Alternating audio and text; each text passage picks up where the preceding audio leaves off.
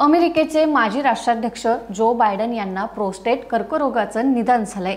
तो आता हाडांपर्यंत पसरलाय। बायडन यांच्या कार्यालयाने रविवारी एक निवेदन जारी करून ही माहिती दिली। पण प्रोस्टेट कर्करोग म्हणजे काय? तर एका आकडेवारीनुसार जगभरात दरवर्षी सुमारे 1.4 मिलियन लोक प्रोस्टेट कर्करोगाला बळी पडतात। इंडियन काउन्सिल ऑफ मेडिकल रिसर्चच्या मते फुफ्फुस आणि तोंडाच्या कर्करोगानंतर पुरुषांना प्रोस्टेट कर्करोगाचा सर्वाधिक धोका असतो। 50 वर्षांच्या वयानंतर त्याचा धोका वाढतो। अनेक प्रकरणांमध्ये यापेक्षा कमी वयाचे रुग्ण देखील समोर आलेत। अशी अनेक प्रकरणे आहेत जिथे तो आढळून येतो तेव्हा खूप उशीर झालेला असतो। प्रोस्टेट कर्करोग आत वाढतो आणि मूत्राशय, यकृत, फुफ्फुस आणि पोट यांसारख्या अवयवांमध्ये पसरतो।